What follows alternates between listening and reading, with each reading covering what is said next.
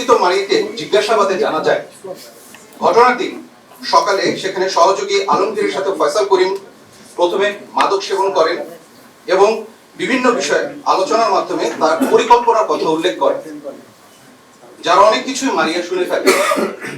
এক পর্যায়ে মারিয়া বুঝতে পারেন যে ওসমান হাদির বিষয়ে তারা উত্তেজিত স্বরে আলোচনা করছে। পরবর্তীতে ঘটনার দিন তারা উবার যোগে সকাল আনুমানিক 9টায় রিসোর্ট ত্যাগ করে আগারগাঁওয়ে তার বোনের বাসায় এসে উপস্থিত হন। উক্ত বিষয়টি গ্রিন জোন রিসোর্টের সিসিটিভি ফুটেজ পর্যবেক্ষণের মাধ্যমে আমরা নিশ্চিত হই।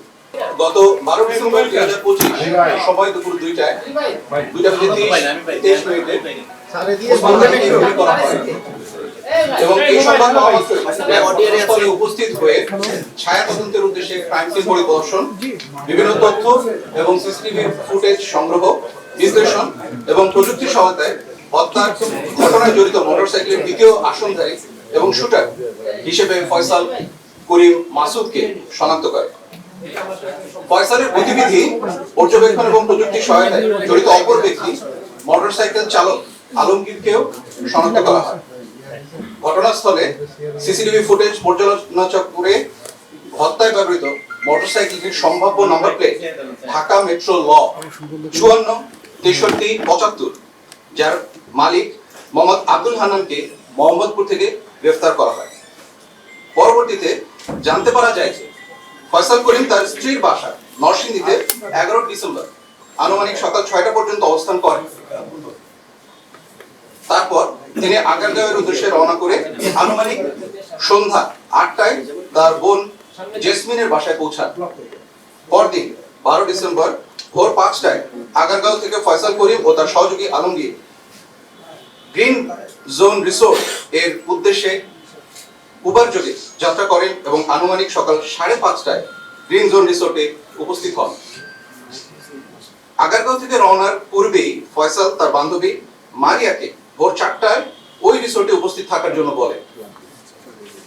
তদন্ত সূত্রে 13 ডিসেম্বর 2025 তারিখে উবার চালক ও গ্রিন জোন রিসোর্টে বয়কে জিজ্ঞাসাবাদের মাধ্যমে মারিয়ার অবস্থান শনাক্ত করা হয় এবং আনুমানিক 2টার দিকে পাট্টা এলাকা থেকে তাকে গ্রেফতার করা হয়।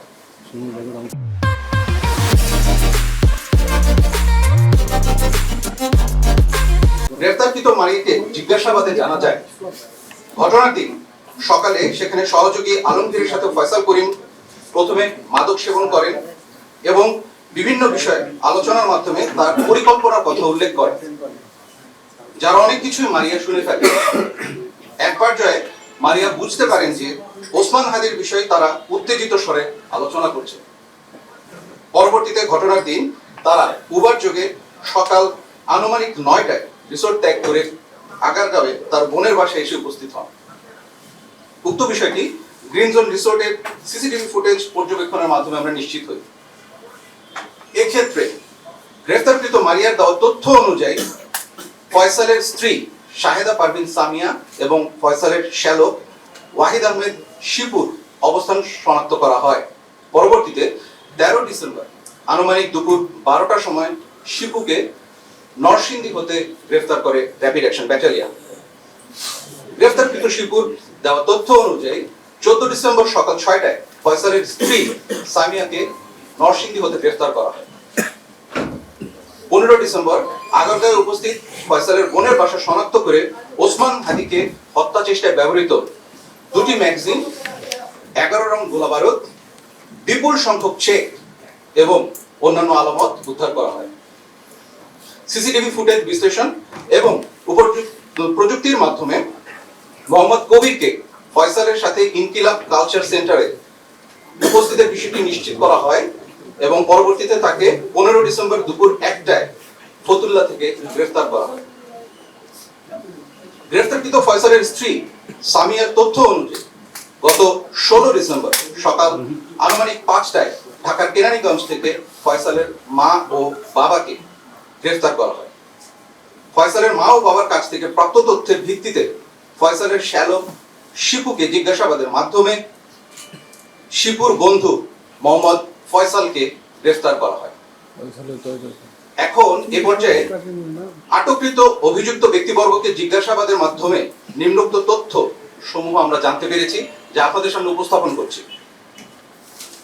ওসমান হাদিকে হত্যা চেষ্টার পর ফয়সাল ও আলমগীর পুনরায় আগারগাঁওয়ে যায় এবং হত্যা চেষ্টায় ব্যবহৃত পিস্তল ও গোলাবারুদ লুকানোর পরিকল্পনা করে।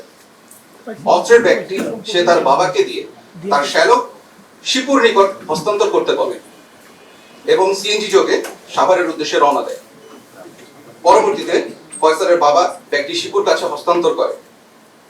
শিপু এই ব্যাগটি নরসিংদীতে ফেরত নিয়ে গিয়ে তার বোন অর্থাৎ ফয়সালের স্ত্রী সামিয়ার নিকট দিয়ে দেয়। সামিয়া ব্যাগটিকে পুনরায় শিপুর কাছে দিয়ে এটিকে লুকানোর জন্য বলে দেয়। পরবর্তীতে শিপু তার বন্ধু মোহাম্মদ ফয়সালকে বাসায় ডেকে সেই ব্যাগটি দিয়ে দেয় গোপন করবার উদ্দেশ্যে। মোহাম্মদ ফয়সাল তার বাসায় ব্যাগটি রাখার পর সোশ্যাল মিডিয়ায় দেশের সার্বিক পরিস্থিতি দেখে ভীত হয়ে পার্শ্ববর্তী তরুয়ার বিলে অস্ত্র এবং গোলাবারুদ সহ ব্যাগটি ফেলে দেয়। পরবর্তীতে তার দেওয়া তথ্য অনুসারে হত্যা চেষ্টায় ব্যবহৃত দুটি বিদেশি পিস্তল, দুটি ম্যাগাজিন, 41 রাউন্ড গোলাবারুদ এবং একটি খেলনা পিস্তল উদ্ধার করা হয়।